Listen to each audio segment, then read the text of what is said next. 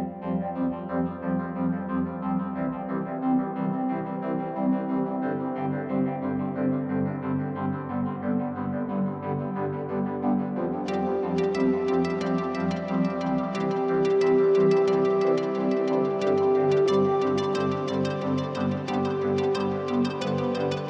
beauty of the children and the beauty of the dogs connecting. You could just see the second she walks in there, she has a smile on her face and it doesn't break. These kids have done so well just with working with dogs and volunteers. When you go somewhere with a dog, you go somewhere with a friend, and that I think is something huge for these kids.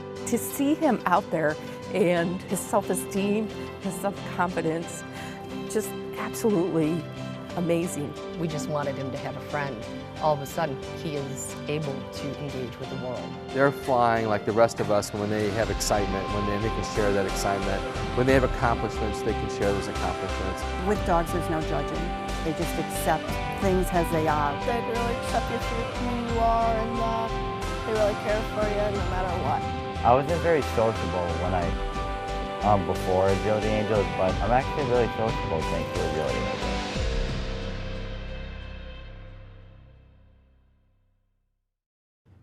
Yeah, first place. When my son was young, they had early intervention, and we tried just about every therapy known. We tried, t-ball, we tried karate, we tried swimming, and it just wasn't for him. He never felt comfortable. Just trying to see Ben try to fit in. And you can just see that disconnect of Ben, well, why won't they play with me? And you can just start to see that. And that's been the hardest part. I really didn't know a lot about autism when we started this. My expertise or my knowledge was with the dogs, and in growing up with dogs and knowing what great friends they were and what great supports system they provided. I walked by one day and saw a news clip on this where they were using dog agility with the older Asperger's kids, the high-functioning autism. And as they get older and go through aging, the problem is that there's even less and less treatment options out there for the kids. If they could talk to a dog, maybe that could be the conduit to having them start conversation.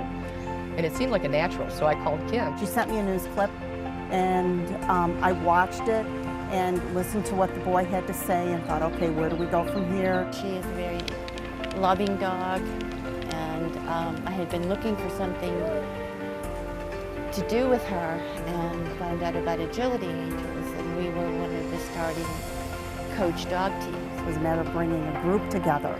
So we had to make sure that not only did the kids all get along, but the dogs. So it was a big guessing game in the beginning. In the first month or so, I heard kids talk that I had known for 5 years, never heard their voice. And I turned around one day, and the one boy was talking to the dog, and it was so cool.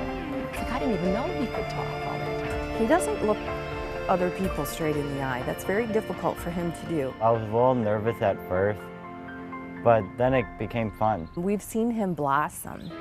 He has this immediate connection with the dogs, very comfortable with the dogs, looks the dogs straight in the eye, talks to the dogs. That connection with the dogs has really evolved into social connection with other children. He starts to translate that to where he's feeling a little more comfortable, and he starts to translate that, and now I see him looking the coaches in the eye and having conversation with the coaches. Just a couple months ago, I had a brother who came up who she doesn't get to see often, and we had a 20-minute car ride to get to Agility Angels, and she didn't say a peep to him, but the second we got done with Agility Angels, the whole car ride back, it was nonstop chitter-chatter, and that was such a blessing for my brother. He's never really had the opportunity to have a conversation with her, and Agility Angels enabled her to do that. They work individually, but then, okay, we're all going to wait and we're going to watch Dustin run his course.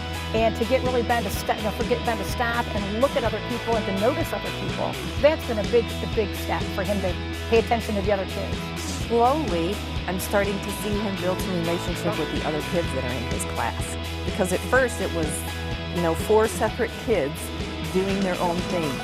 And now you see them high-fiving each other, congratulating, oh, that was a great run. You also have these wonderful volunteer coaches who have never demanded that these kids not be autistic or, that they change the behaviors of these kids. They're just there to cheer them on. Our coaches are absolutely amazing because our coaches look past the autism and they look at the individual. They're always cheering us on and helping us out.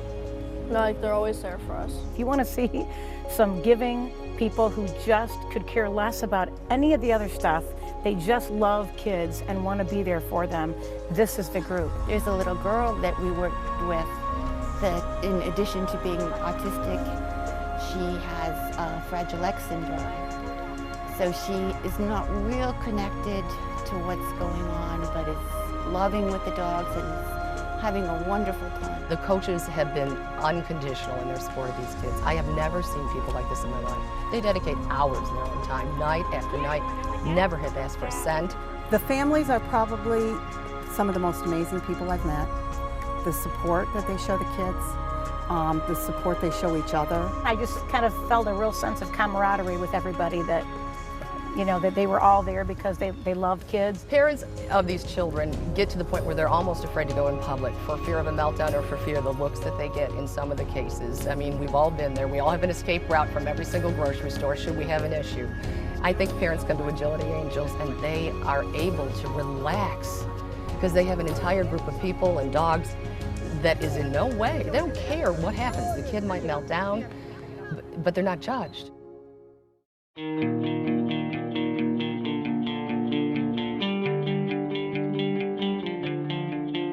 Our hope, our goal is to grow, and with growth comes a larger facility. To be able to have classes indoors or outdoors. I hope that we can continue on in it, and I hope the program, you know, continues to grow and strengthen. Because some of our kids will tell you, some of our older kids will say life is an obstacle course, and it is. And so in learning to maneuver our obstacle course, it's teaching the kids to keep trying, that acceptance will come. It may not be easy, that a lot of times life is it's hard work, but you don't give up on it. It's just been this amazing transition, and it started with that connection with the dog. Can't explain it, but it's it. In this kind of a thing, he succeeds no matter what that he's doing, that he makes it through, and the trainers will praise him. Every parent wants to see their child shine. They want to cheer for them. It would be an amazing thing to offer that nationwide at least, and I have no problem saying that we should share with the whole world. I got 2 older kids that do sport, and this is his thing, and it's meant the world. It's just been a godsend to him.